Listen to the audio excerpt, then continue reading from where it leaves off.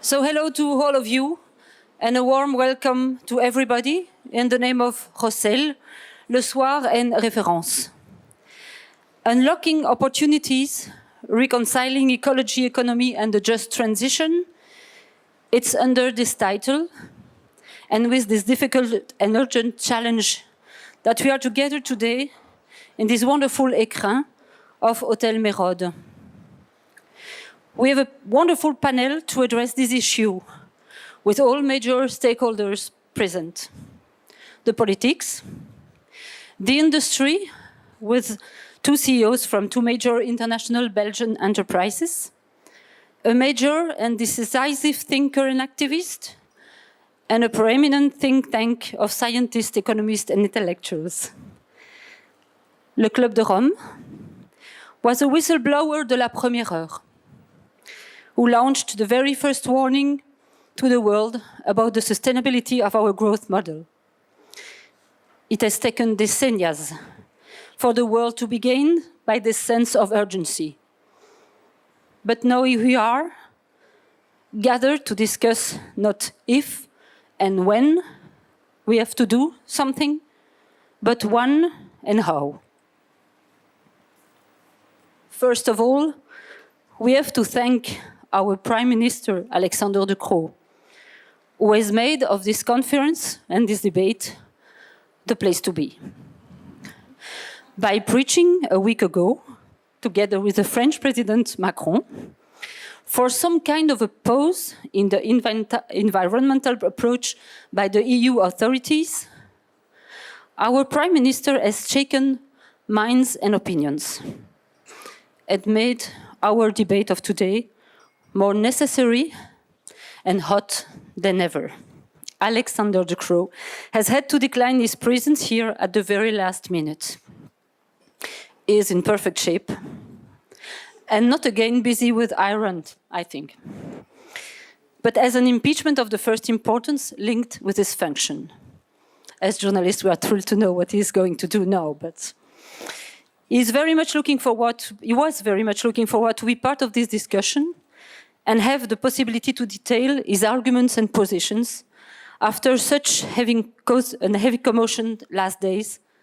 But he asked me to excuse him to all of you. Zakia Khattabi, the Minister of Climate, Environment, Sustainable Development and the Green Deal, the specialist over the topic of the day in the Belgian federal government, will replace her Prime Minister. A good opportunity, by the way, for journalists and others to check if they are on the same line. On behalf of Rossel, Le Soir and Reference, I thank Solar Impulse for the long, inspiring and fruitful relationship, and our sponsors who were a great help for us today. The Standard, our partner in crime as journalism is concerned, the Federation of Enterprises of Belgium and the Mérode. The word is now to Isabelle Castellane, manager of Le Mérode, who wants to be more than a club, but a place where we can meet and think. Isabelle. Hello. Good evening. Thank you, Beatrice. My name is Isabelle Castellane. I'm the CEO of the Mérode. And first of all, I want to thank Madame la Ministre, Excellencies, and all of you present here today to come to this conference. Why is it important to organize conferences like that? Because when we meet and when we learn, we get inspired, and we can be the change makers this world needs. And this is all we want to do at the Mérode. At the Mérode, we really believe that when you make people meet and not just exchange a card, but when you meet, when you talk, when you exchange, when you maybe not agree on things, and when there is a discussion, then you can make your way of thinking, your way of seeing things evolve. And with that, we come with a program, with conferences, to stimulate your thinking and the way you look at things. Because we believe that when people have good relationships and when they interact and when they learn, they're inspired, they're creative, they're happy, and these people make change happen. So this is what we are about, and this is what tonight is all about. So I'm really, really happy that you could all make it. I'm not going to talk long, but please, if you have questions about our club, if you want to know more, the people who wear this badge can help you, and there are a few of them. But don't hesitate to come by. We have restaurants, we have a terrace, we have a running club, and we have pizza night. So there's all, now that's maybe the best thing.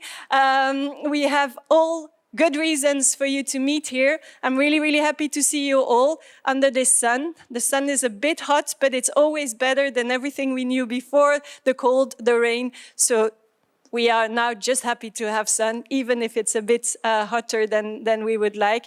Have a very, very nice evening. I will see you afterwards and enjoy this wonderful conference that we will host now. Beatrice, you come. I will give you back. Thank you.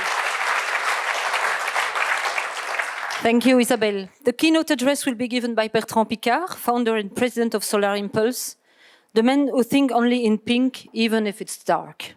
An optimist who doesn't deny the reality and the urgency for the planet, but is engaged in a crusade to plead and convince us of the existence of solutions. Bertrand Piccard, the floor is yours.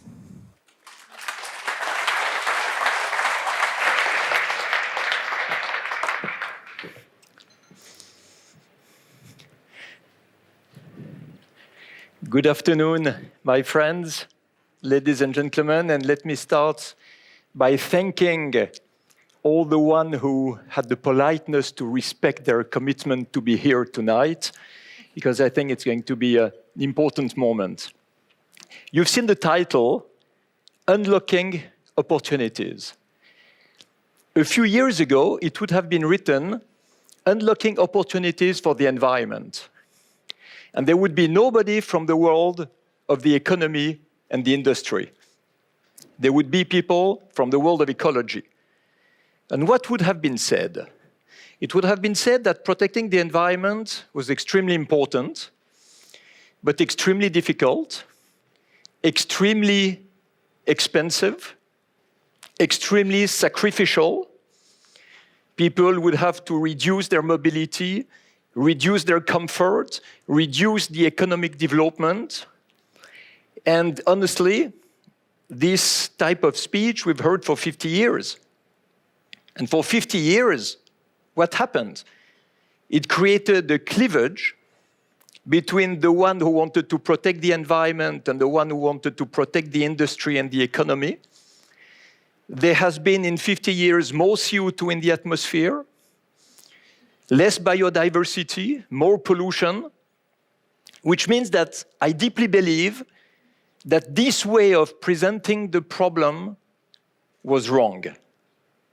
And that we absolutely need a completely new narrative where we can prove that protecting the environment and fighting climate change is exciting, is bringing people together, is federating economy and ecology, is offering new business opportunities, developing new jobs, and developing economical results. Is it possible to do that? Or is it a dream? Can we change a narrative that did not work into the opposite, hoping that it will work better? Well, this is the type of thoughts I had when I was flying on Solar Impulse. You imagine the situation. Alone in the cockpit, the sun giving the entire energy I needed to fly day and night, looking at the big propellers turning left and right of the cockpit, with no noise, no pollution, no fuel. And I tell you, there's a moment where I thought, I'm in the future. It's a science fiction story. But not at all. It was the present with what the current technologies allow us to do currently. And that was a shock for me.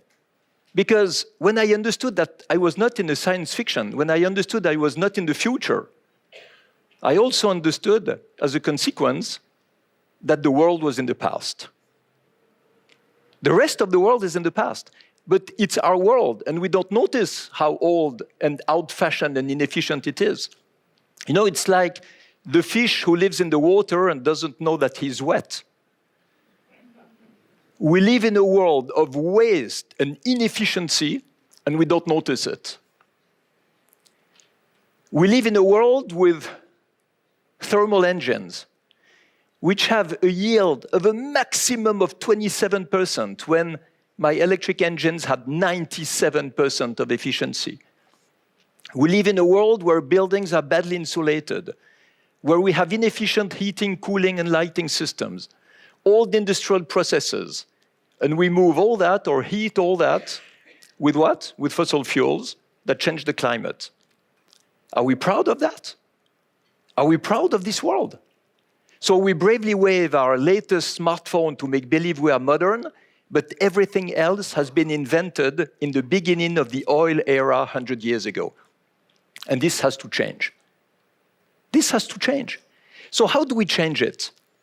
Do we say we stop everything, we go into degrowth, we don't move, we don't live, we don't produce, we reduce everything, and it will make a social chaos because there won't be enough financial means for social security, education, health, pension funds? Or do we modernize all that? And I believe that this word, modernization, is a word that is not used enough. We speak too much about decarbonization. But when we speak of decarbonization, what happens? You have a lot of people who believe that's too much. It's too much of a problem. It will cost us a fortune. It will reduce our lifestyle. And I've been in COP, like Zakia, like Ilham, like everybody who is going to speak tonight, Oswald and Sandrine. And what do we hear? We hear decarbonization is such a big problem that we don't know how to do it, and you have all the countries resisting. Imagine that we would speak of solutions that are economically profitable to protect the environment. And we put these solutions on the table. And because they are profitable, you will find investors.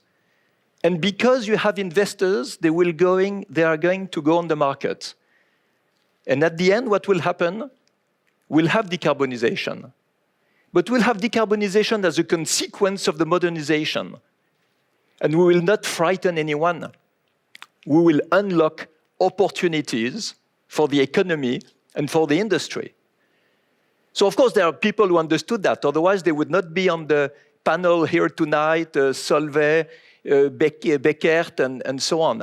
But what I'm saying here is not a dream. What I'm saying here is just the consequence of what has been done by the Solar Impulse Foundation since 5 years. Identifying solutions. We have now not 1 or 2 solutions. We have seen that all the innovators around the world, all the big companies, all the startups are absolutely ready with solutions that are available today, that are economically profitable for the company producing them as well as for the consumer, and they protect the environment. We have identified 1,500 of them in the world, 1,500, 79 from Belgium. So why don't we use them? Why are we still asking today, what is the way to reconcile ecology and economy? Why are we still asking, is it possible to unlock opportunities for the economy and for the industry? The answer is yes. Of course it's yes. But do we see them in the reality? Do we see them implemented everywhere? No. No, not enough. Do we see all the production for agriculture using AgroBoost from Solvay, which is a seed that has a biostimulant around it, allowing to reduce the fertilizers, reduce the use of water? Not enough. Do we see Dramix, this special steel staple that you can mix with the concrete to reduce the iron armatures, to reduce the amount of concrete that is used? Not everywhere. Why that? Because the legal framework is very complacent. The legal framework today allows to use inefficient systems, polluting energies, allow us to waste natural resources, to produce too much waste. And this is what is holding the world back. This is why we are not modern. This is why we are so much inefficient and outdated. And this is why, if the climate is changing, the laws and the legislation must also change. We need this incentive to create a need for these solutions to come on the market. We need regulations, we need standards, we need norms that will create the need for the efficient solutions to get out of the labs and go on the market and finally be used. So this is, for me, what is really interesting in an evening like this one. Because we have the industry and we have the political world. And today, a lot is on the shoulders of the political world, which was not the case 5 years ago. 5 years ago, the politicians were more ambitious than the industry. Today, the industry starts to move very, very fast. But what do they need? They need certainty. They need to go in which direction, they need to know in which direction to invest. They need to know what are the decisions for the country's supply of energy. If you invest in something and the country decides exactly the other thing the following 2 years, it won't work. So this is why I'm really happy that we have a Minister of Environment here to tell us about the future of legislation, to have industry here, and to have you in the room to be the ambassadors of this message. We don't need to make a pause in the regulation. We need to speed it up. Because if you make a pause, what will happen? You will just delay the moment where more profitable solutions will come on the market. You will just delay the work of the industry, making new technologies available. You will just delay all the ways to be more environmental friendly and more profitable. So each time you hear people who say that we have to slow down in the regulations, slow down in the move toward the fight against climate change and protection of the environment, just tell them, you are saying that because you seem to ignore how many profitable solutions exist. And tell them about the solutions. People who know their solutions are much more excited to solve problems. Only the people who ignore about the solutions are depressed by problems. So what I really would like for all of us at the end of this evening is to get out of the Merod really excited and say, wow, there is so much to do. We are not the victims of the past. We are the actors of the future. And everything that will happen in the future will depend on the decisions that we take today. Wish you a good evening, a lot of success.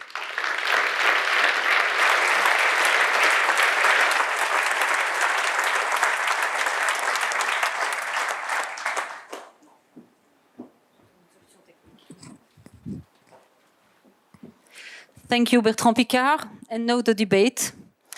So I welcome Mrs. Khattabi, Federal Minister of Climate, Environment, Sustainable Development and the Green Deal. Thank you so much for your disponibility on such short notice. Welcome to Bertrand Piccard. You can join us. Peut-être ici. Voilà, Monsieur Piccard. Sandrine Dixson-Declève, welcome, President of the Club de Rome. There. Welcome to Ilham Kadri, CEO of Solvay.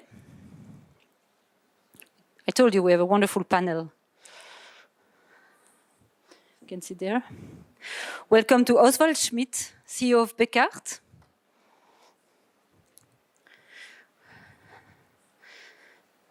There, you can see there, so we'll there. And In Renson, editor at The Standard and renowned specialist of these issues, will have the privilege to chair the panel and lead the debate. In, you can take the lead.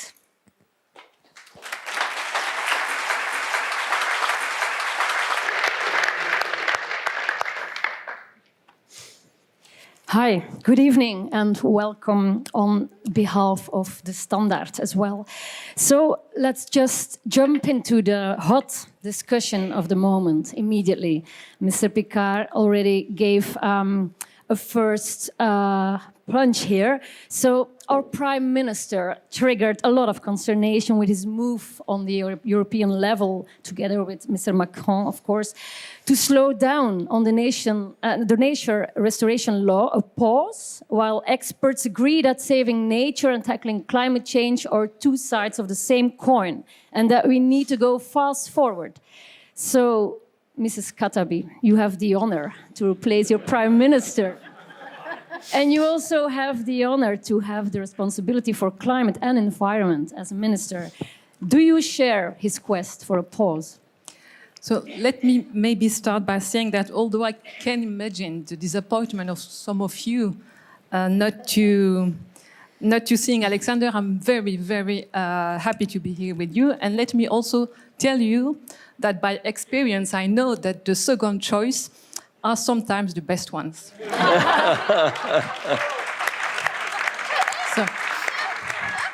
And to answer to your question, maybe, well, it is not the Khattabi's answer, if I may say it like that, but the link between the climate crisis and biodiversity loss has been scientifically established. And for the first time in 2021, we had the joint report, an IPCC and IPBES report, so the experts on climate change and the expert on biodiversity loss. And this link works both ways. Biodiversity contributes to and strengthens climate change mitigation and adaptation measures, while climate change leads to the degradation and loss of terrestrial and marine biodiversity. So it makes no sense to separate the two, and it can even be more dangerous and counterproductive, because some of the response to the climate crisis are having a harmful impact on ecosystem and biodiversity.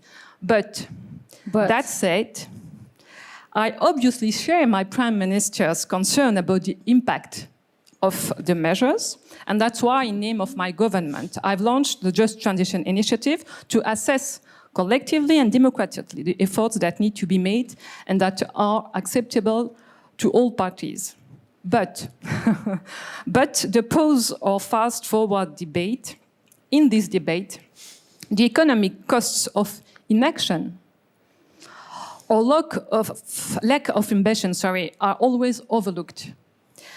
And if we want a balanced approach, as I hear, it must be based on all the data. And let me just give you some example. The drought on the rain cost Germany 0.4% of its GDP in 2018 because goods could not be transported. The floods of July 2021 in Wallonia cost the region 1.3 billion and insurance companies 963 million. The cost of the climate crisis is now considered to be the leading insurance risk worldwide, etc. In September 2022, a study on the socio-economic consequences of climate change in Belgium indicated that the total cost will amount to almost 9.5 billion per year, around 2% of Belgium GDP by 2050.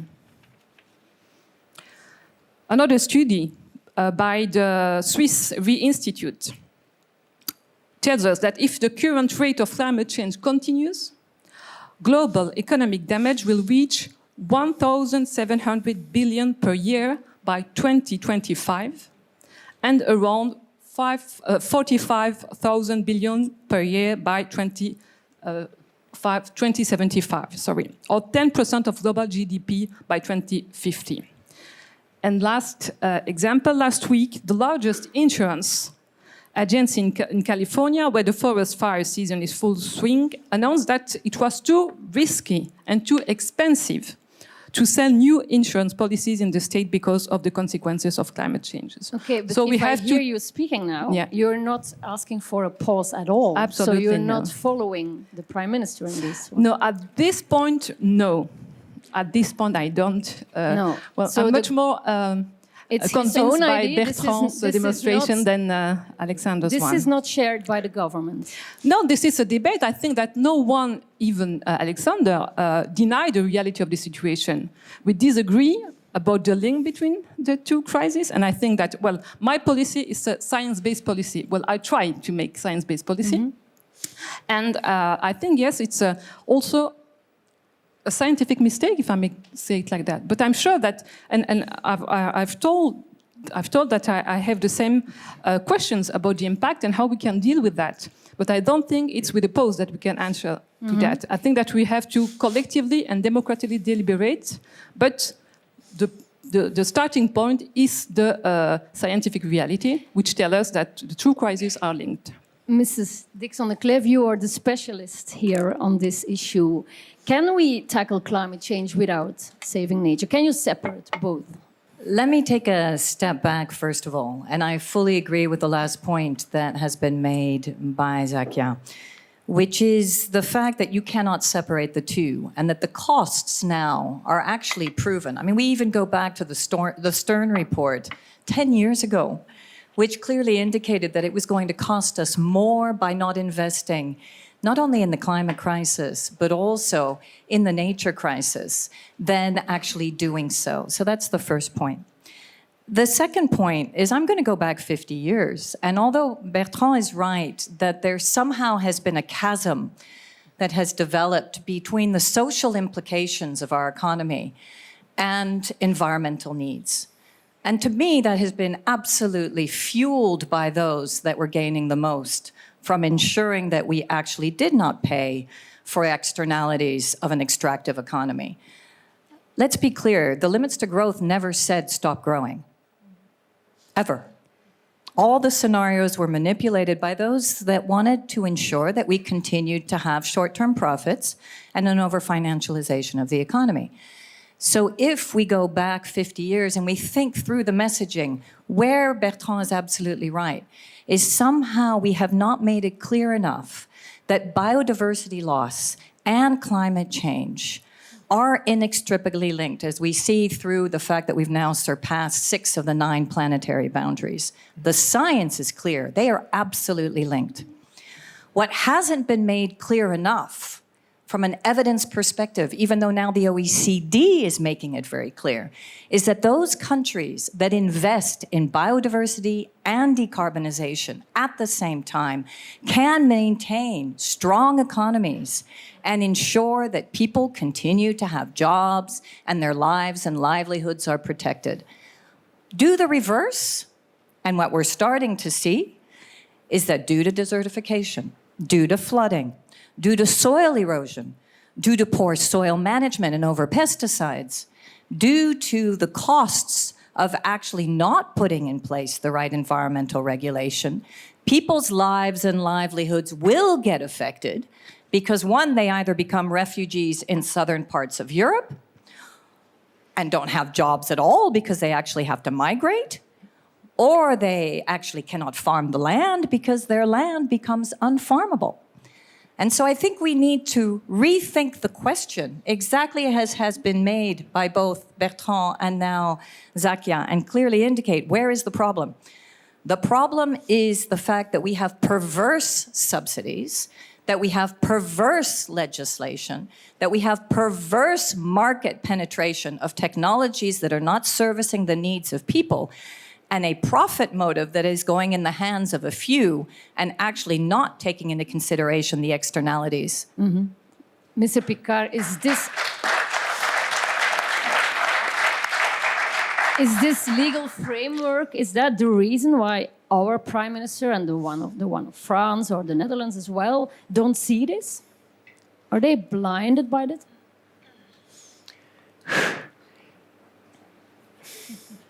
I cannot imagine that they cannot see it. But today, there is clearly a cleavage, very dangerous, between the left wing who is promoting degrowth and the right wing who is promoting growth. And each time a right wing or even a center wing wants to make a declaration in favor of the environment, they are afraid that it will give voices to the opponents. And if you notice, Macron, during the preparation for the last elections, didn't speak about security because he did not want to reinforce the Front National, and didn't speak about the ecology because he did not want to reinforce the left. And when he was between the two rounds, he had Marine Le Pen in front of him, so he didn't speak about security, but he put everything on ecology because he wanted to convince the others to vote for him. Because at this moment, the ecologists were not anymore a threat for his election. So you see all these manipulations of vote, and I think it's a really short-term view. I would never do something like that. I would show how much the protection of the environment is an urgency for also the right wing, for also the economy, for also the industry, for also the financial world. This is what we have to show. And I think, honestly, there are some politicians who are not courageous enough to say it. It's more a question of courage than a question of blindness. Okay. I would like to turn to the heads of industry in our panel, because in a way, Mr. De Croo said this on behalf of industry. He made a plea for an industrial revolution, a green industrial revolution. And he said, the industry needs a pause because it's too much now. Do you agree, Mrs. Kadri? Well, I can talk about the industry I know, right? I'm here to represent the chemical industry. It's hard to abate. We are part of the problem, but we are part of the solution. At Solvay, we didn't make any pause in 2020 during COVID, actually. And before 2019, we were not even aligned with the Paris Accords. And we asked ourselves how we can, because we are humanists and we want to protect Mother Earth because our home is burning, and that's science. We are a science-based company, and we know it. And we do it for humanity. So we have 3 pillars from the climate change, so greenhouse gas emission cuts. We joined Paris. And while we were cutting half Paris before 2019, we did 2 times Paris since 2019, every year. It's amazing. And the way we did that, and thanks, is actually to tax ourselves. We have an internal carbon tax since 2019. It hits the pockets, but we are doing it because we believe that's the right way to go, right? There is only one way, right? Second, while winning, and winning is contagious, and as Bertrand said, there are so many profitable solutions out there, and we are part of the 1,000+ solutions of the Solar Impulse Foundation, we realize that we can reach neutrality by 2050 latest. And many of our business can reach it by 2040. It has a cost. This is not coming for free. For a company like Solvay, it's a 13 billion euro company today. It will cost 2 billion euro.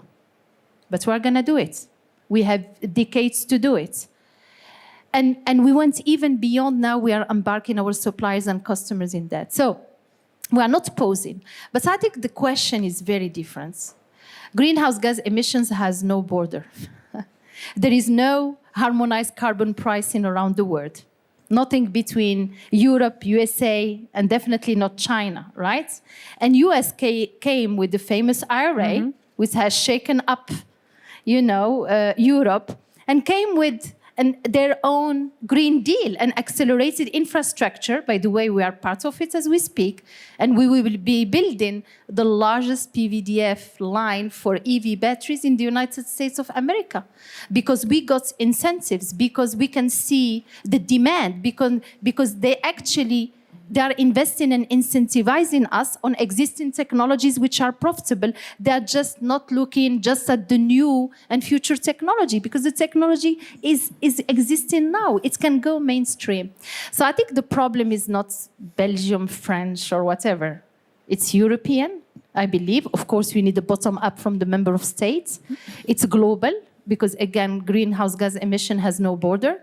And we, industry, we need foresight. We need visibility, as Bertrand said very well. We need competitiveness. And Europe today has a challenge to keep its industry competitive. And that's the clear problem. So, posing or not, I'm not going to enter to that debate. We are not posing, we are continuing. But what I challenge the European leaders and politicians is to help us to decarbonize effectively, to have a plan, because today there are too many things coming into the chemical industry at the same time. It's just too much. And we don't backcast from 2050. Each member of state is ruling its own way, right? I give you an example. Biomass, waste cannot travel in Europe. While I'm using waste to decarbonize my coal plants right in Europe, I need more biomass around my plants. I'm agnostic to energy. I need it affordable, 24/7 at cost and mainstream. So yeah, we need politicians, we need NGOs, but we need a plan. We need an industry act, not just an NZA, right? We need that industry plan across all member states in Europe. It has to be competitive. Yep. I want to come back to the IRA in a minute, but just I want to ask Mr. Schmid also, do you believe we should pause to give preference to the decarbonization of industry and pause all the rest? I think there's no time to pause. I think the what is clear. It's just about the how and when. But allow me just maybe being Piccard a little bit pragmatic. When we moved our headquarters, and there was an area which was a headquarter before, we just revitalized it. You know, maybe we take as a Piccard more the pragmatic approach, not to wait for regulation, just to do what we think it's necessary to make a park and making this one. But allow me just to make one comment. I met a gentleman who said, I know, Piccard, you do barbed wire. You know, this is to keep the wild animals out and save their own ones in this way. Yes, but very honestly, if you come in with a car, we do much more than barbed wire. We do fences, we do steel cord, we do a lot of steel wire transformation. But our business, and I would like to refer, because Bertrand was the gentleman who inspired me 10 years ago, Piccard is modernizing towards energy transition and sustainability. So whatever you say, it's really in our heart, and I would like to build on Ilham. It's a global topic. We take a holistic view, and I think we cannot only think about Europe, maybe Flanders or Austria, whatever it is. We have to take a holistic view, and we as Piccard, we have a very clear target setting. We are committed to Paris. We have a clear on decarbonization. But what we really want to offer to the market, I think is what Bertrand was referring to, is sustainable solutions offering. This is what our core business is going to be in future, because there are many solutions available. Yes, and there's restrictions, some legislation, sometimes we need help. And I'm not sure if you know, we have a very nice slogan in Piccard. Piccard it says better together. Some of you know this is everywhere where we go. And I think this is about, we cannot do it alone. We have to look on infrastructure. We have to look at the whole value chain. We just cannot take segments out. But I see, and we see in Piccard, energy transition, sustainability, environment protection can be really something where we would like to, we are in the business. Can we keep our industry, which is essential for the transition, can we keep it in Europe? That's the whole question of this IRA. Mrs. Kadri, you were quite skeptical about this. You were. I'm not skeptical. I was. It was a cri du cœur, okay. Because I'm European, and I was telling to Europe, look, you are the region, the most regulated region in the world, right? Mm-hmm. With the oldest infrastructure in the world. What you have to understand is that the EU subsidies, they don't invest in capacity expansion, in existing technologies which are proven, which are, etc. That's what IRA does, right? They do contest beauty, and the small Belgium we won. We won the largest, the only check for PVDF in the US, because they believed it's the technology which gonna power 5 million EVs vehicle in the coming decade. So the cri du cœur to Europe is to say, look, you cannot just just regulate without a plan, while the US is incentivizing, because that's a challenge today, is that people are going and leaving Europe to invest in USA. And I applaud USA. I applaud what the Biden administration is doing. We like it or not.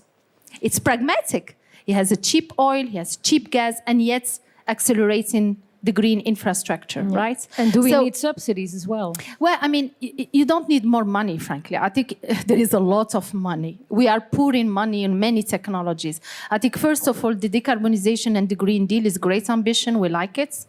You need to ensure that you decarbonize efficiently, right? You have the right policies. It's still cheaper to put in a landfill than recycle, right, today. Biomass doesn't travel in Europe. Where can I find clean energy, affordable, 24/7 around my sites? I need that. I'm not. We are decoaling. We are exiting coal, latest by 2030. I did 3 things in Europe: Rheinberg in Germany, Dombasle in France, Devnya in Bulgaria, third of it. It took me each time 2 to 3 years to get the permitting, to find a partner like Veolia, who is now, we have a JV in France to build the largest boiler never built using your bin, your trash. We are using that to decoal. But, I think we need to pour money and invest money in the right technologies and not be too nationalistic about it. Member of states in Europe can favor national players. We need to be much more European, in my mind, in doing that. Because if not, we're going to put new on ruins. Europe is going to end up as a tourist region. We don't want that. We want industry and job to be here. Second, innovation. I mean, we have, and I'm pure products of the European culture and education. We have talents. Let's go to that innovation and fuel those 1,000+ technologies, because they are profitable. And last but not the least is the administrative burden. It's still very bureaucratic. I'm not saying there is no bureaucracy in other regions, but when it takes 2 years, 3 years of resources for someone who wants to do that, to leave a legacy, it's very heavy. It's very heavy. We don't have one guichet, one desk per country.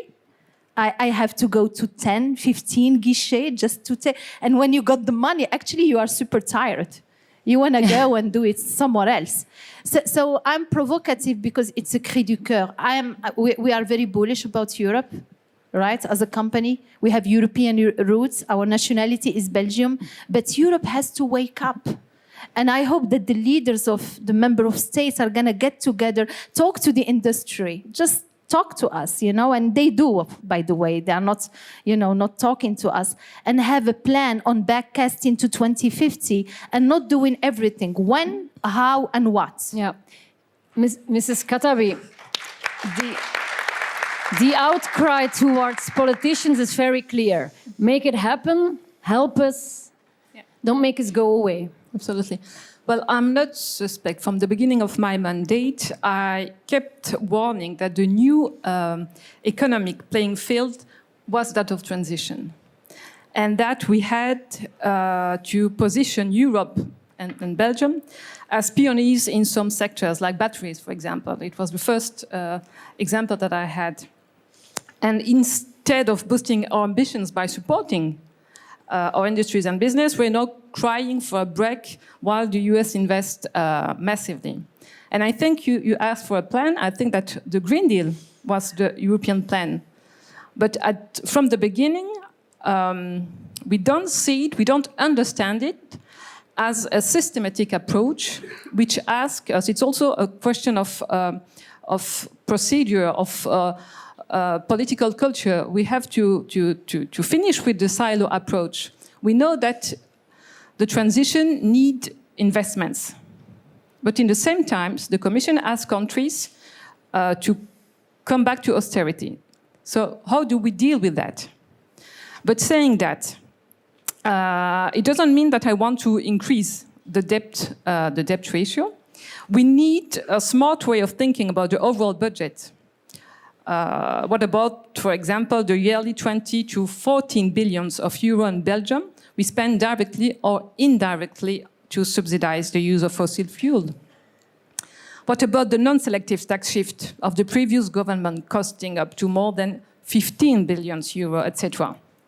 And so if we would spend only half to balance better the budget and the other half for strategic investment in ecological and just transition, it will make the difference. And I can only just agree with what you said about the Mr. Piccard, administration. you wanted to react on this as well. I believe that when we speak about regulations, we have an automatic reaction of saying we don't want more regulations because we don't want more interdictions. But regulations don't mean interdictions. Very often it means permissions to do something. And most of the solutions that we have seen, and again, what Ilham was saying about the transport of waste in Europe, is something that has to be allowed. And we want to open the source of opportunities. And to understand that, I believe that we have to come to a word that maybe we didn't pronounce enough. It's the word efficiency. What does it mean, efficiency? It means that we produce better by using less natural resources, energy, waste, water, or whatever. If we produce less, if we consume less to produce better, we earn more money. The profitability is bigger. And this is what we have to see. So instead of spending time to see if we can reconcile the protection of the environment with the protection of the climate, we have to see where we can be more efficient. In other words, you have in this circle here everything that protects the environment. You have in this circle here everything that is profitable. We need to look at the intersection between the two. What is at the same time protecting the environment and economically profitable, and start by that. If you want to protect the environment with something really expensive, you'll have opposition. If you do something profitable that pollutes too much, you'll have opposition, and it's normal. But the center here, this intersection, this is what is efficient. This is where all the industry will make more money. This is where all the consumers will save money, because we will have a society that is wasting less. And if you waste less, it's not only energy that you save, it's money, it is CO2 emissions, and it is also toxical particles, it's also fumes, it's also waste. So how can you dissociate the protection of the environment and the protection of climate? CO2 doesn't come only because you open a sparkling water bottle. It's because you burn fossil fuels that make fumes and toxical things for the environment, for the lungs, killing 8 million people per year in the world. And at the same time, it produces CO2. But both are completely linked if we are not efficient. And efficiency will reduce at the same time the pollution and the CO2 emissions. But to get there, to get to this circular economy and this transition and these gains, we need more regulation, you said. We need to allow the profitable and ecological solutions to be used. And today it's not. I give you an example with the electric mobility, because you have people who say, oh, the batteries, it's a disaster. Other people say, no, it's fantastic. It's neither a disaster, neither fantastic. It's just the fact that we forget the essential. A car, when it's electric, doesn't drive more than 5% of the day. What do you do with 95% remaining? You need to use the battery to store intermittent sources of renewable energy like solar or wind. You store it in the batteries of the car that have to be connected when they're not driving. And then in the evening, when you have a peak of demand, where you need to open gas power plants or import dirty electricity from the coal of Germany, you discharge your car on your house or on the grid. It's not allowed. But the possibility exists. You have Schneider Electric, who has a system that allows to isolate the house from the grid, and you can use your electricity for your house. But you have no EV chargers that allow to go both ways. The cars don't allow it. And what do we need? we need a legislation, a legal framework that would allow that. It's a tremendous saving in energy production. It's just logical. So what we need is all these regulations that allow clever things to happen. Otherwise, we will keep stupid things on the market. Mrs. Kadri, quickly on the battery, because we are a big actor in the membrane. Did you know that just 5 years or 10 years ago, half of the cost of an EV car was the battery? And it's too big in your trunk, right? We are working to making the batteries smaller, safer, because now it's liquid, it's inflammable. So it's going to be solid in 5-10 years' time, and with longer driving range, because you want to not stop every 200 kilometers, so with higher density. So from generation 2 now, which Biden is sponsoring it with IRA, it exists, it's now. We are working on innovation on generation 5, right?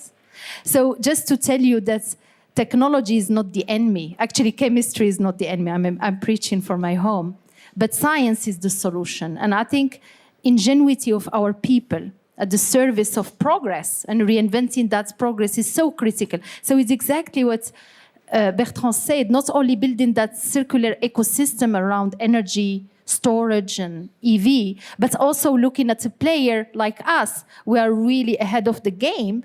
And, you know, commercializing, producing what is generation now too, but it's going to be cannibalized in 5 years' time, and I am okay with that. My company is 13 billion euro. Guess what? I have 10 billion euro of new, greener technology solutions in the pipeline, which can completely replace Solvay revenues today. So it's not a threat, it's an opportunity. Yeah. The question is if it will be here or in the US. Mrs. Dixon. Yeah, I've been wanting to come in because I actually sit on several boards as well of industry, and I also run and chair an expert group on innovation across Europe. And I want to build on some of the points that Ilham made, but I also want to bring up a few elephants in the room that are sidetracking us. The first is the Macron Declaration and the Decaux declarations are, and Bertrand was being very kind, election declarations. They are political posturing at a time when we see that the EPP and the right wing across Europe is using this as a fear-mongering campaign in rural communities.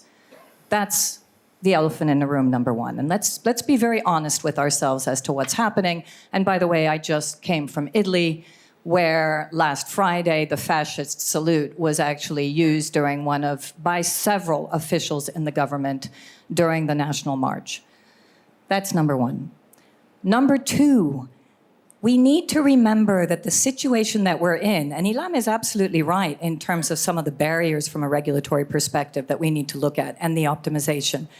But if we are suffering from inflation in this country and across Europe, if we are suffering from energy poverty, if we are suffering from access to food, it is because we made the wrong decisions.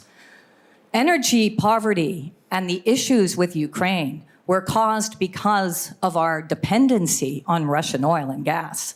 We made the decision to bring in the pipelines made politically by the last Merkel government. We could have transitioned much faster to renewables. We had the capital. We had the signals from the Green Deal. But instead, we continued to create and foster a dependency on gas, which we are continuing to do. A dependency which has given twice the amount of windfall profits to the energy sector and is not going back into renewables and is not going into the pocket of all those that are paying in order to pay for that energy. So I think it's really important that we unpack, again, some of the realities that are facing us. Now let's come to the innovation reality. I grew up in California. Okay? And yes, the IRA, which, by the way, again, is a competitiveness strategy by Biden to make sure that they outcompete China. And then, yes, to a certain degree, it's about climate change. But the first is a big signal to China. That's the other elephant in the room that no one talks about. Building on that, if we think about innovation across Europe, we can do it differently. We can continue to foster our social values. Because right now, the social tensions in the US are growing so astronomically because the difference between those that have and those that have not has grown so exponentially that we are seeing huge tipping points across the different states from an economic perspective and from a social perspective. So my plea is exactly to what Bertrand and Ilham have said. Let's move forward. We've seen Solvay has done incredibly well. Congratulations, 67% profit in 2022, while you maintained your carbon goals. And I hope you will continue to do so, Ilham, because we need you in comparison to those energy companies and their windfall profits that are not reinvesting in people or the climate. But let's be clear, we are not innovating in the way that we should here in Europe. We do have blockages. Permitting rules are creating issues. We do need to think through that. We have Industry 5.0 that has come out of the European Union. We have Repower, and we need to get industry and governments in the room talking about the right things and the elephants in the room, rather than go down a rabbit hole that this is about nature and climate when we know it's a political statement.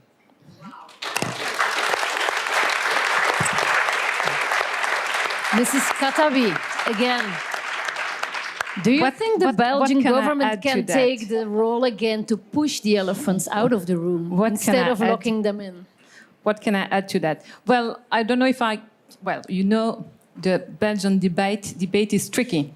So let me just answer to your question as Federal Minister. Well, maybe let me start by saying that the road to hell is paved with good intentions. And maybe when you speak about the elephant in the room, there is another one, which is, so that's true, that industry go faster and further than us. But at the same time, if Alexander or President Macron ask for a pause, it is also because industry asks for it. So we have to admit that the industry play not really a clear game. We have some, like yours, who from the beginning make transparency about their goals and the way they will deal with their objective and so on. But there are still others who ask for profit in the way of the old world. That's also my daily reality. When we negotiate for REACH, for instance, or for the nature restoration law, the opposition comes not only from the governments, it's also because of the lobbying of some industries. So I work often with industry because, well, I will assume to confess you that sometimes I ask to some industries to speak to some of my partners in government because I know that they will much more listen to them than to me, even if we have the same position. So I try to make, to build a relation with some industry to force governments to have much more ambition than that we have. But it was also, I just wanted to mention this also elephant in the room that, well, industry are not so happy with everything happens. And maybe I forgot your question, but I just want to add something about the road to hell is paved with good intentions. So we've heard that it's because of the industry that they asked for a pause. But we've got an example in Belgium of the effect of such a pause, and it's in Flanders. We knew for a long time what were the Commission's intention in terms of reduction of azote. I don't know how to say in English. Of Nitrogen. Right. And thinking that they help and that they protect their farmers, successive Flemish government decide to do nothing on reducing those emissions. And so that today, it is in the most violent way that we ask to the Flemish farmers to change their practices. And so that's the effect of oppose. Yeah. If I may. But the thing And I is- don't think it's a good example to yeah. But do you still have leverage in Belgium? Can you get things done? The Flemish government is always leaving behind. You cannot come to an agreed point of view in Europe. What is our ambition in Europe still? Well, I don't want to come in the Belgium troubles. I just want to say that there are some good things in the Flemish policies. The problem is only that the environmental agenda is not always the first one. And when we came to trouble, it's because of the institutional agenda, just to show that we cannot. So sometimes it had nothing to do with the climate or the environmental policies, but only to show that we can now work together more. That's the comment I wanted to One of the arguments is companies and people, but also companies have had enough of regulation. It's suffocating. Mr. Schmid, is that something you recognize, or do we need more regulation? I like what you said, the reality check, and allow me to start with this one. Coming back on Saturday, I think it was from China and Hong Kong. When you go through Shanghai, when you see the blue number plates and green ones, and 40% are green. Yeah, you have 200 to 300 automotive producers of electrical vehicles. And I think one thing I would like to bring in, which is important, this is the infrastructure. We have a technology which even allow Ilham's battery to last longer, to produce more efficient, etc. But what we don't have is the infrastructure like on the charging station.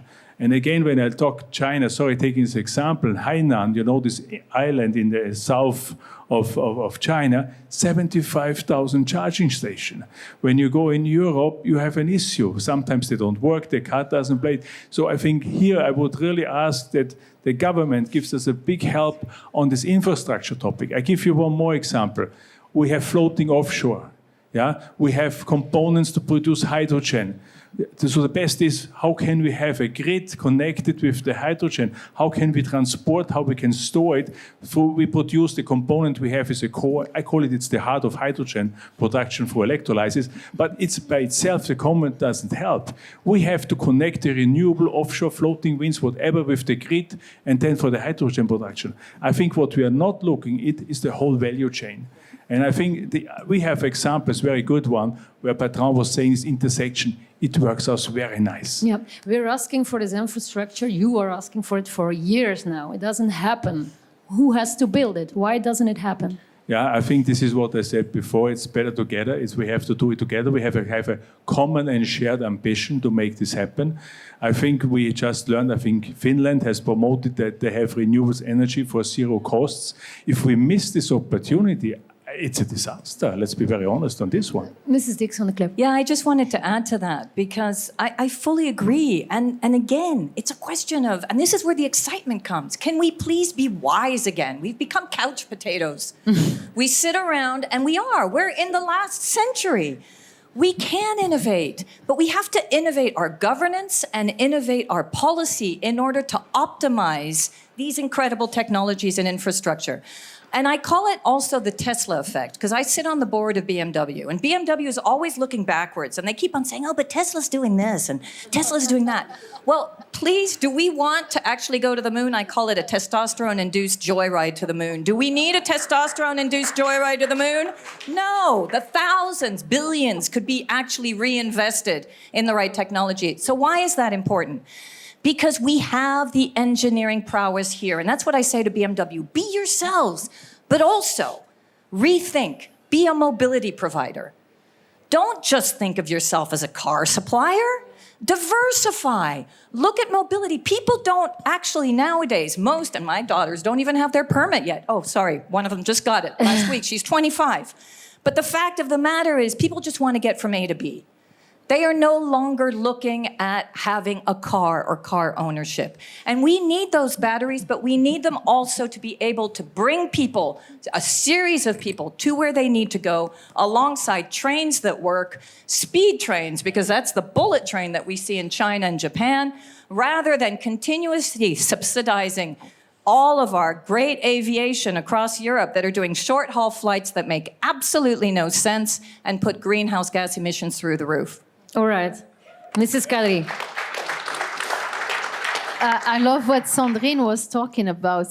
She was actually coming back to the purpose. And I think we are not at Solvay. When I arrived, we were selling products, material, batteries, etc. And now when you talk to our people, and the culture has changed a lot, we are in lightweighting. We make any objects lighter. Sorry for the metal producers here. We replace metal at lower weight. If it's mobile, it consumes less fuel, it emits less CO2. We are synonymous of cleaner mobility, just like you said. So I think it's about back to the infrastructure. So who needs to do that? We cannot do it alone. You need private-public alliances, right? Because the infrastructure cost is so big, and you need different competencies. I'm not an energy maker. I'm agnostic to energy. But without energy, I'm nobody. That's number one. Without Germany, she said it, Sandrine, we are nobody, because the German industry is still heavy in Europe, right? And we, frankly, you talked about innovation and planning. Well, necessity is mother of innovation. We learned to live with less gas, to cut our waste, actually. We had a lot of waste, and we cut the bad cost to reinvest it in the good cost in our own organization, which is great. We learned to innovate quicker. COVID vaccine was made in 8 months, probably, or 9 months. And even the LNG terminal in Germany was done in 8 or 9 months. Yeah, those right? two crises showed us. Yeah, while the airports probably of Berlin last maybe more than 2 years, right? I don't remember. So necessity is the mother of innovation. And when you bring ingenuity, I really believe it, human being around the problem. And coming back to Sandrine, and I've seen it in my company, we are a bunch of engineers. Nothing wrong with engineers. I am an engineer. But rather than looking at 100%, let's start to become a moonshotters rather than 100%ers. Earthshotters. Yeah, Earthshotters. and earthshotters. And that moonshotter's mind is take an ambition bigger than you, that scares you. Doing Paris was scaring us. We ended up making 2 times Paris and increasing crazily our profits. In 4 years and a half, we doubled our returns in 4 years while making Paris twice, right? So I think it's about the ambition, but you need to sit and be pragmatic about what we can do and how we should do it. And that's why my call for Europe is that dream of the EU single market. Where is it? Yeah. There is no EU industrial policies. There is no EU energy policy, a common one, one which can travel. And we know that the North has been blessed with hydropower, the South with solar. Belgium is a small, nice land. But gosh, strategically, it's a hub to transport cleaner energy from North to Germany, by the way, right? So I think one size doesn't fit all. And that's what science does. We adapt to the condition. We can be agile. And of course, we are optimists. All right, thank you. I just would like to bring one more elephant into the room, one last one. Will technology save us? I see somebody saying no, or are we too obsessed with it, Mrs. Dixson-Declève? Well, again, having grown up in California, you could be sure that I grew up thinking technology was going to save us. And now I go to San Francisco and I see the highest homelessness problems I've ever seen, addiction to heroin. It's really quite phenomenal, this obsession with technology. Now, I agree with Bertrand. The right technology with the right purpose, making sure that it's focused on making people's lives and livelihoods better, is absolutely what we need. That is the mission of the 21st century. It is that we are all about the we rather than the me, because we have no choice. Because as Ilham said, global emissions are global. We learned through COVID that we're as vulnerable as the most vulnerable link, that our value chains are totally dependent on China, that we made the error, actually, of not continuing to push a thriving industry in Europe.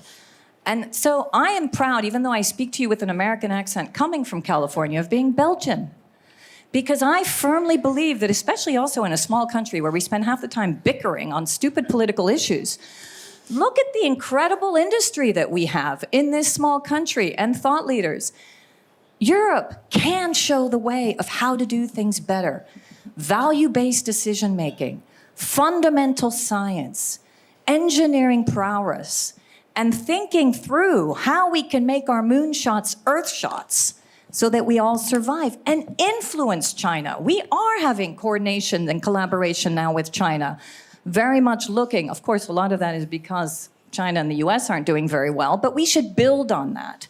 So I actually think that this is more than just technology. It's about becoming human again, optimizing our systems, and thinking through. This is the greatest challenge that has ever been before us.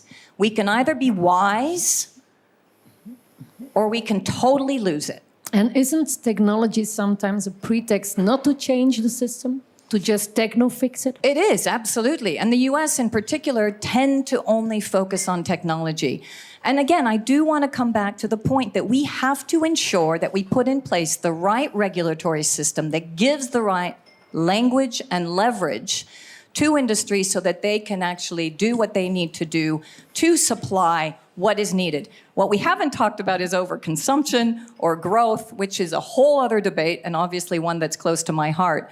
But I do believe that we will never make it just with technology. We've had a lot of the technology. Bertrand knows we've had most of it that could actually get us to the next stage.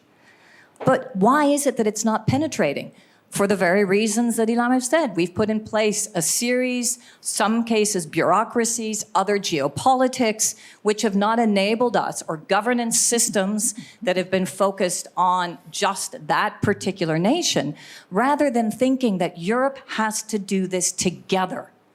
And they need to do it with technological solutions, value-based solutions, and ensuring that they have a governance system that is democratically elected and not enable a going fully to the right, which reminds me of what we saw in the 40s and is very frightening. Yeah, and now you're tackling another thing. How to make it just, this transition, how to get everybody along, because you have these populist governments, you say, you know, there are people in the street who say, I'm done with it, it's too much, and this is not my problem, and I don't believe it, and how do we do this? Yes. Well, I think it's also affordability. If not, you have the yellow vest syndrome. I care about the end of the month, not the end of the earth, right? So I think we really need to be pragmatic about the impacting people's lives and putting the human being at the center of everything we do. Innovation can be profitable and can be affordable. That's the 1,000+ profitable solutions. They do exist today. Make the battery cheaper and cheaper to make the EV and the hybrid cars affordable, right? Make it mainstream. More you turn anecdotes, including technological ones, into a mainstream, a real ecosystem. And then we need politicians. We need a regulation like circularity. Again, it's cheaper to waste and put in a landfill than recycling. And circularity is not something we grew up with. I didn't grow up with the circularity mindset. So we need that shift of mindset, including from the business case. So yeah, I think the just transition is about not leaving anybody behind. If not, I think the poorest will again suffer because innovation costs too much, or etc. So we need to bring everybody, and that's why I pride that at Solvay we have the human and better life pillar, which tackles affordability, supports our employees, including blue collars during the inflation, because the food and the energy basket was just too high to be affordable, supporting the communities, and again, making our innovation affordable. Therefore, it has to be profitable, because if it's not profitable, it's not gonna last long. And saving jobs. 20 million Europeans will need reskilling between now and 2030, according to the European Roundtable, right? Europe has lost 30% market share in 2 decades, between 2000 and 2020. 6 percentage points, right? Those are realities, right? And it's not the engineers who will be without a job. It's no, but even the engineers, blue-collar workers, they need reskilling. But believe me, in Solvay, we need more than just chemists, like what I did. We need biologists, we need biochemists, we need digital people. Look at ChatGPT, it's like Tesla. Tesla didn't reinvent the car. They put a battery on a wheel and then they reimagined the car. So there is a lot of things going on in technology. And by the way, I'm scientific person, so I believe in science to change and help reimagining progress of mankind, like our founder used to say. But I think you need to have that ingenuity in the room, to listen to it, to start betting on the right technologies, regardless of your national protectionism, right? Make contest beauty on technology. Yeah, populist parties are gaining traction on this whole frustration, unrest in society, also about climate change and solutions. So what should we do about this? Mr. You know, Piccard? it's not technology that will save the world. It is what the world will do with technology. That is true. This can save the world, what we do with it. So if you look at this idea of putting nanoparticles in the stratosphere to artificially cool down the artificial warming that we do, I think it's black magic. It's dangerous and stupid, and it's an alibi to do nothing today. But what we need to introduce in the technology is common sense, just common sense. At the other extreme, you have what ENGIE is doing by investing at the place of the consumer to make the consumer more efficient, reduce the energy bill, and ENGIE is earning money on sharing the saving of money of the client. It's a new business model where they get more money by selling less energy. This is interesting. This is clever. And it makes the just transition because you help people to reduce their energy bill, to have cheaper products because they need less energy, and the poor people who suffer most from the pollution are going to suffer less. So you have a win-win-win-win-win-win all the time. But of course, you have to introduce this common sense in using energy. Because we have to go to the public for some questions. Very quickly. Yeah. Quickly. I just want to mention on the populists, because you asked that question. If I may, Mrs. first, Khattabi and then Mrs. Sandrine. So something is now happening, and it has nothing to do with the transition.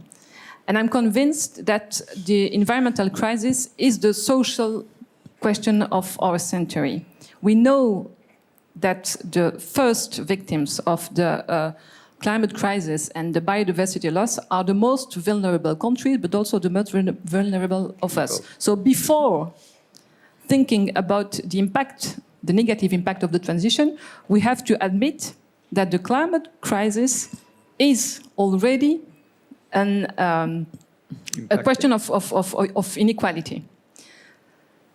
And we have the opportunity to make sure that the transition will be a just transition if we anticipate everything. If we decide together what choices we have to make. And this is why I launched a long-term societal debate based on multidisciplinary knowledge to tackle the challenges of this transition in Belgium. Within this in mind, I want a strong social policy to accompany the ecological transition. And I think it was yesterday, my administration presents a study who shows the effect of the transition on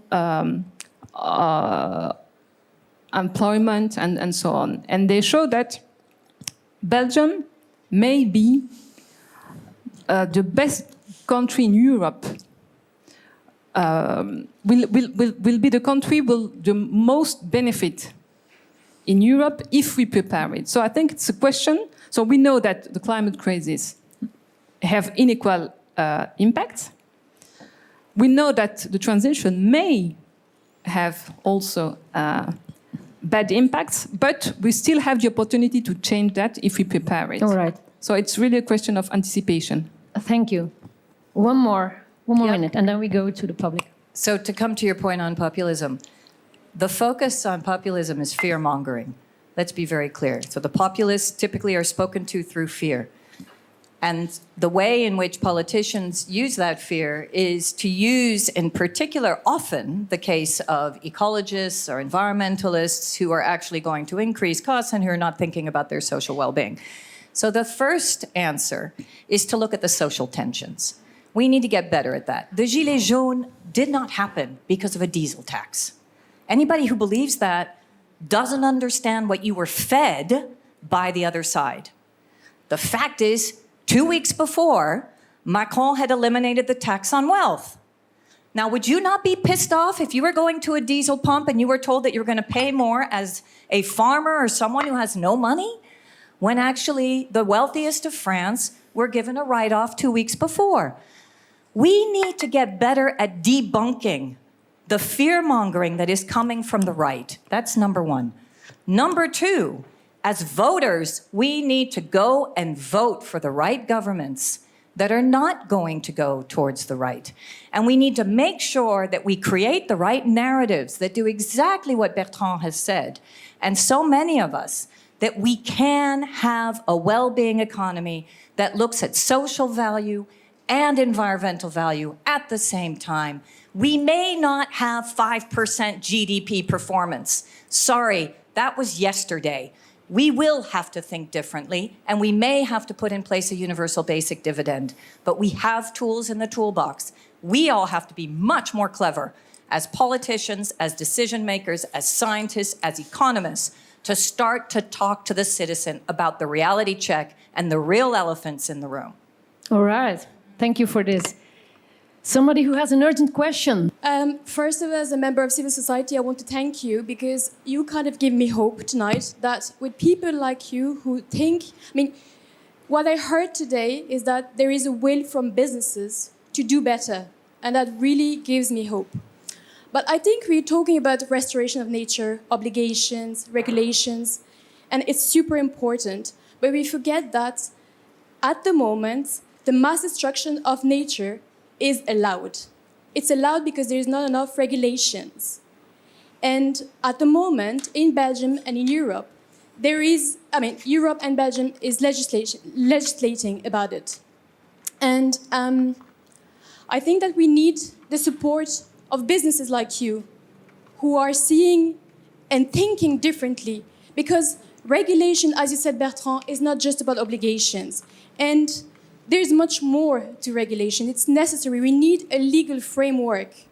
And we need first, before talking about restoration of nature and technology, we need it. It's definitely needed. We also need to think that we need to stop the mass destruction of nature. And at the moment, there is, as I said, the Parliament, Europe and Belgium, who is legislation about the recognition of ecocide. And we need businesses to support us, because without businesses, we will never make it through. And we need a very ambitious legislation. So we do not want just to talk to politicians, because we're not sure that they're listening to us. But we feel, like you said, that businesses are much ahead now from politicians, and they can help us to stop the mass destruction of nature. And this is a solution that we can do very easily. So I just want to have your opinion about it as a business. What do you think about it?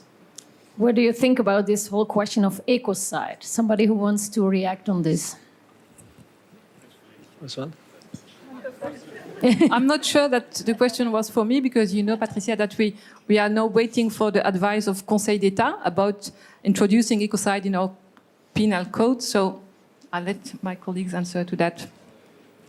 Maybe I can give it a try. Back in 2019, when we launched Solvay One Planet, our teams, we have 10 goals, thought that we need to tackle at the same level of urgency the climate, the greenhouse gas emission, and the biodiversity impacts. And then the fun starts. What's the language? The scientific one, all right? It happens that I'm chairing the World Business Council for Sustainable Development since last year, and very honored to do that. So we are working on our, on this definition. It's a non-profit. We're agnostic. We have 200 plus companies around the world, and we are trying to understand what does it mean, that impact. And indeed, you're completely right, probably saying it's very local, right? So Solvay, we are celebrating 160 years anniversary this year. We had an impact on the biodiversity. Again, the chemical industry, the industry is part of the problem, but it's part of the solution. The beauty is that when you look at sites which have been out there for 100 years, and the mine is closed, you can actually rehabilitate, you remediate. We have a full team just dedicated to this. You cannot do it all at once, obviously, so you need to phase it. But the beauty with nature, and I'm always amazed, is that it heals. But you should not, you should ensure that you understand the impact. Cleaning water, looking at the soil, looking at, around your site, what's your impact? And obviously you need regulation, but you need first a language to understand how you measure it, right? Science-based facts, right? And then you need, obviously, but I'm a believer that with ISSB, Emmanuel Faber is putting together a non-financial reporting, which is going to be, in place in 2025 for 2024, so it's close by. And I know that he's going to look at not only this TFCD, but also the TFN Nature D. So reporting, monitoring, science-based, it's important. And I hope we didn't talk about the other key stakeholders, investors, right? I belong to the hard to abate. If you just beat me and say, do it overnight, I can't. Today I have 59 projects. I can remove 2 million cars off the road every year. I need 3 times the 59 projects to reach neutrality. In Bulgaria, I don't know how 1/3 of the plants can be decoded with biomass. The rest, we are looking at SMR, small modular reactors. So that's nuclear. It's not popular everywhere. But what I mean is, I am agnostic. I really need affordable 24/7 energy to be able to do that decarbonization. And by the way, carbon is not the enemy. I think the technological solution has to be local, and the language has to be harmonized and universal, and we need policymakers to put regulation. Mrs. Dixson-Declève, quickly, because I want to have 2 more questions after this, if it's possible. Yeah. With regard to ecocide, the importance of ecocide is that we will see increased legislation that are holding companies accountable. And so it's important that companies work with the ecocide movement and those activists that will actually sue them if they don't do the right thing. And this is growing, and we've seen Shell has had several different lawsuits against it. Countries have lawsuits that get them. The litigation element of both nature and climate are growing. So we cannot run away from this, and we have to place a value on the impact of all of us on the environment. And that's what ecocide is about. It is very important, and we can show leadership in this country because it is in front of the parliament, and demonstrate that we will be one of the first countries to go ahead and do so, and there are many others that are following. That's true. The person here in the middle would like to ask a question as well. Thank you very much. I just want to comment on Mr. Piccard's talk, and when he mentioned several times the word efficiency. I was very much surprised to hear that word often, because actually the state of the world today is because we pushed that concept of efficiency and over-optimization very, very far away since the Industrial Revolution. And by the way, when you look at nature, because we're talking here about Mother Earth, nature is not an efficient system. It's a very much redundant. Actually, an efficient system is a fragile system. So I wanted just to hear a comment on that. That's it. Okay, Mr. Piccard. Yes. You are mentioning the rebound effect that was published in 1865 by an economist who was called Jason. And at that time, there was no carbon tax. There was no protection of the environment. There was no awareness about climate change. Today, we are in a completely different situation. Today, if you are more efficient, it means that you stop to waste.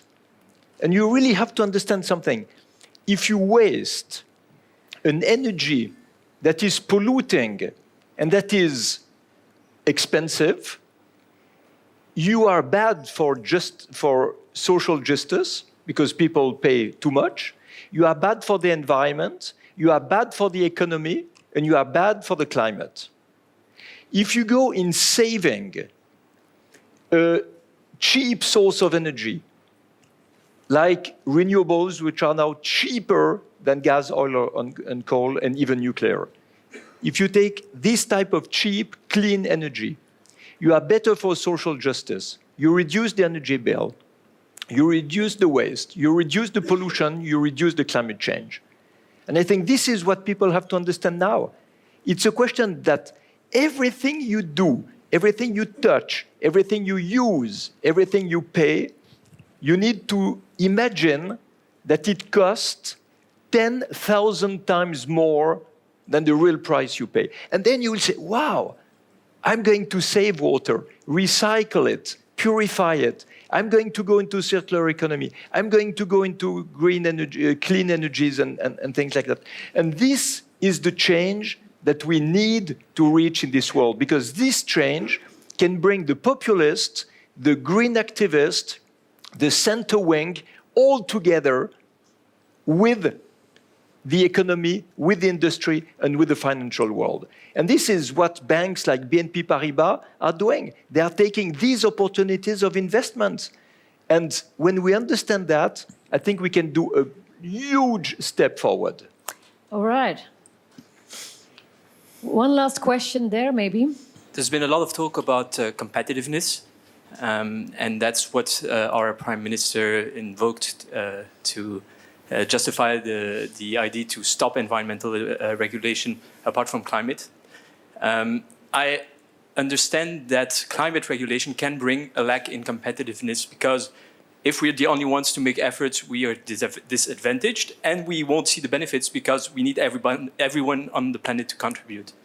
But on biodiversity and the nature restoration law, because that's what we're talking about right now in the European Parliament, and that's what he's been talking in the Belgian Parliament, with the FEB VBO backing him, with Agoria backing him, with the VOCA backing him, so most of Belgian and Flemish enterprises.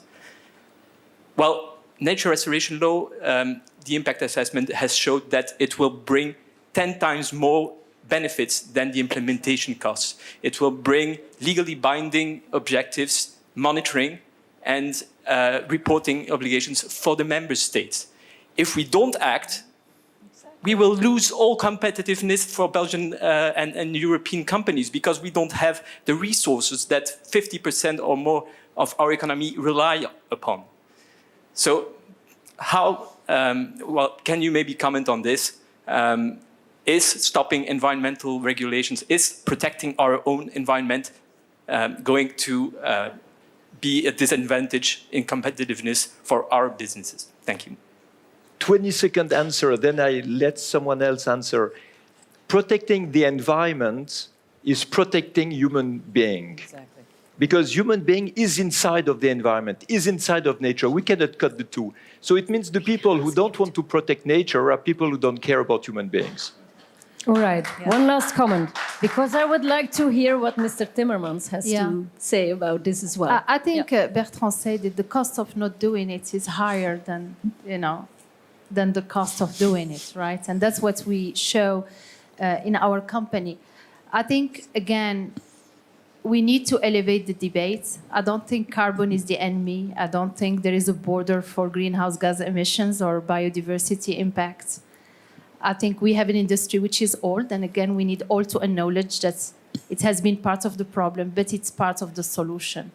So the question of competitiveness is really, and that's my cri du cœur, you were talking about it, it's the big elephant in the room. If I'm a good student in Europe and I'm competing against non-green, non-clean products flowing from outside, and we see Europe losing market share, 30% in 20 years, right?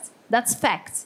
Last year, it was the first half of the year ever in our history where we imported more chemicals than we exported, right? So those are facts. So that's what I'm saying is, let's ensure, like we do at Solvay, we decided to have an internal carbon pricing.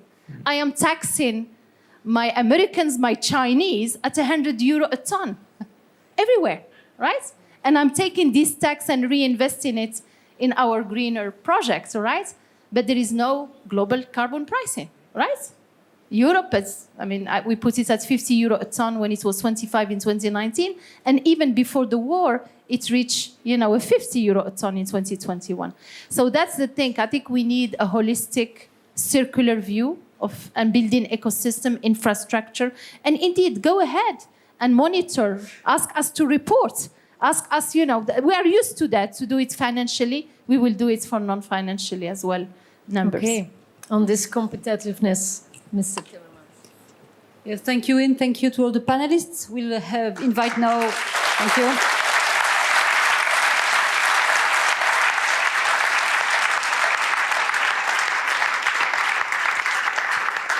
And so I invite now Mr. Peter Timmermans, Head of Federation of Enterprises of Belgium, for a short conclusion. But your name has already been mentioned, so it's up to you now. Dear Minister, dear panelists, I heard a lot about the elephant in the room. I don't want to be the elephant in the room, but I think at the end of my speech I will be probably the elephant in the room. Because I left a meeting at the FEB with more than 40 industrialists discussing with ONGs on this same topic. And I must say the debate was pithy, it was outspoken, but there were a lot of nuances in the debate. And so they asked me to make some closing remarks in 5 minutes' time. When I was in the back of the room, I was really eager to participate in this debate because it was a rich debate, but I would like to make some comments from my point of view. 5 minutes is not long, but maybe 7 minutes because the debate lasted also a half an hour long. 3 comments. First, recently a famous professor, an expert on innovation in our country, Professor Koenraad de Bakker, really a leading expert on innovation, made a comment on this debate in our magazine Reflect, and I quote him.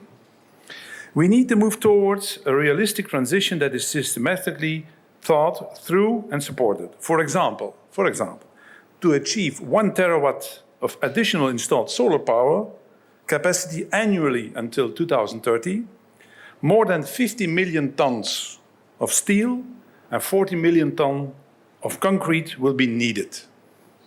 It will be possible to decarbonize these 2 materials, but there is still a long way to go. Factors like this must be taken into account so that businesses can chart a realistic and results-oriented transition path. After all, a transition cannot only be just if it is also realistic. End of the quote. Secondly, I was triggered by the invitation of this colloquium. And the title was, maybe I'm messing up a little bit because, the title was Ecology, Economy and the Just Transition. They are put it on the same footing. That means that just transition is only social. Is it so? I'm convinced that we need to use the word sustainable transition. That means there is a social pillar, an ecological pillar, and an economic dimension. And we need to go forward on those 3 pillars at the same moment with the same speed. And that means that you can convince, when you look at those 3 elements, that you can convince people and the businesses to go forward. Secondly, I think when I'm listening to all these interventions, we have to go a little bit deeper in concrete actions, because it is easy to say we have to do this, we have to do that more, we have to look at ourselves, the businesses has to do this, or we need a plan, but you have to be concrete. Because when you're becoming concrete, you can convince people, you can convince businesses to go in a certain way. And that's what, at this moment, certainly when I listen to my businesses, and I represent more than 40 sectors who are around the table, 80% of export in this country, they're saying, okay, we want to go in that direction, but we need concrete measures. Say us concretely what we'll do. We are part of the solution. We will go ahead. We have technology, we can go ahead. And for our country, it's even an opportunity. It's even an opportunity. We are a country with no raw materials. We are a country with only what's between our two ears. So if we can, on renewable energies, on energy consumption and all those elements, if we can be a pioneer, then we can export our technology. We can export our expertise. We can play an important role in making better this world from an ecological point of view. And third comment, I had a speech of eight charts, so I try to resume it in a few comments. But the third comment is we will have to work together. If we stay in a debate, what I hear here a little bit this evening, of pointing that group and saying that are the bad one and that are the good one, I think we will not go as fast forward as we want to do. Because in a democracy, in a parliament, people are chosen by the people. And you will never have a parliament with only left-wing parties or only right-wing parties. We will always have a combination of, and you have to look for a solution, a compromise. You have to look for something that is bearable for everybody and is defendable for everything. So let me conclude with two things. And maybe I'm now the elephant in the room, but that's for the debate afterwards, because I would like to enter into the debate.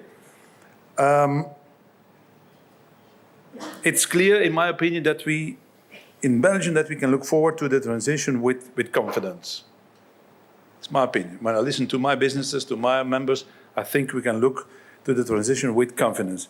As long as we implement the social, the ecological, and the economic pillar equally and with the same conviction.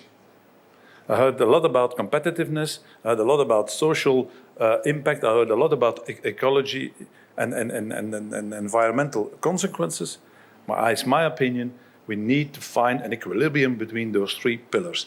And as long as we continue to say that pillar is more important than the other one, it will be always difficult to go forward. And then my second concluding remark, moving towards a sustainable transition, not a just transition, but a sustainable transition, towards more sustainable growth, it's a long-term process. And we don't have to wait till tomorrow. We don't have to wait till after tomorrow. We have to start now, and it would have been better if we had started 5 or 10 years ago. It is not a sprint, but a marathon. And we will have to run together, making sure that we don't leave anyone behind, as we all head for the finishing line. Thank you very much for your attention, and thank you for inviting me.